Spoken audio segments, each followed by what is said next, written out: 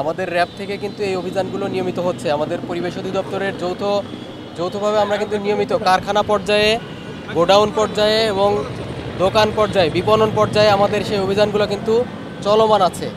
আপনারা যদি লক্ষ্য করেন, তো এখানে আসলে শুধুমাত্র অভিযান নয়, এখানে সচেতনতা দরকার। এখানে সবাইকে একভাবে একসাথে হয়ে কাজ করলে এই পলিথিন থেকে আসলে আমরা মুক্তি পেতে পারবো। আজকে কারণ বাজার যে অভিযানটা হলো, আমাদের যৌথ অভিযান স্যার, আমাদের পরিবেশ দপ্তর এবং র্যাবের সাথে আমাদের নিয়মিত যৌথ অভিযান অব্যাহত থাকবে। পরিবেশ দূষণ যেখানে হবে সেখানে আমরা যাব। আমরা সুপার মার্কেট, কারখানা, ফ্যাক্টরি, গোডাউন, আমরা সব জায়গায় যাচ্ছি এবং দ্রুত আমরা মানুষকে সচেতনের সাথে আইনের প্রয়োগ করতে হবে এবং পাটের বিকল্প ব্যাগ ব্যবহার করতে হবে। সচেতনতার কার্যক্রমে আমরা ভবিষ্যতে আমাদের এ ধরনের অভিযান অব্যাহত থাকবে, সাথে সাথে অভিযান অব্যাহত থাকবে। আমরা সুপার সেপগুলিতে যাচ্ছি, যেগুলি আগুরা বড় সুপার সেপ যাচ্ছি, জনগণকে সচেতন করার জন্য বলতেছি, নিয়মিত যাচ্ছি সব জায়গায়, কারখানা, গোডাউন, মার্কেট, সব জায়গায় আমরা যাচ্ছি। এখন যে পরিবেশের জন্য ক্ষতিকর যে ব্যাগ পাই, সেই ব্যাগগুলি আমরা ব্যাগে করতে হবে। বাজারে বা shopping bag, handling shopping bag শহরে তো এগুলো আছে। এখন এই অভিযানগুলো আসলে মানে কি করবেন? আমরা যাচ্ছি, সব জায়গায় যাচ্ছি, আমরা কারখানা যাচ্ছি। আচ্ছা, এগুলি আমরা পরিবেশ সদর দপ্তর সেবা শাখা আছে, সেবা শাখাকে আমরা বুঝিয়ে দিব। আমরা ঢাকা মহানগর কার্যালয় সেবা শাখাতে বুঝিয়ে দিব সদর দপ্তর সেটা ডিসপোজাল করবে পরিবেশ সম্মতভাবে।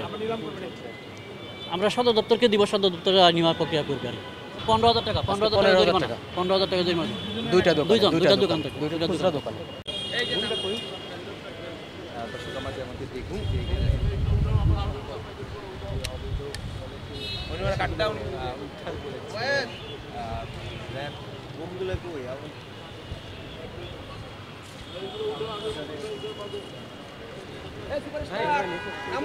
ভাইয়া গ্রুপে দিয়ে দিতেছি, পরে সব আমাদের আধা ঘন্টা মতো সব গ্রুপে দিয়ে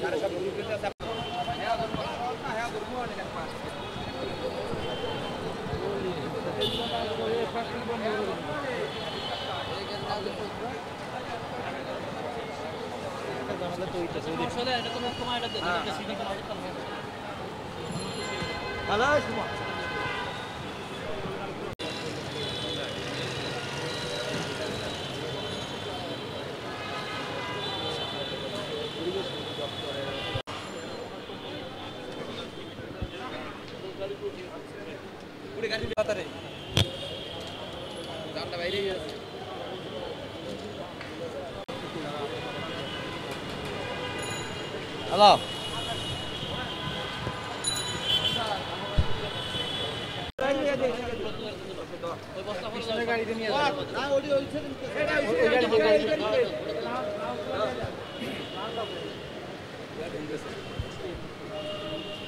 বাড়াই ওটা কই, বড়টা কই?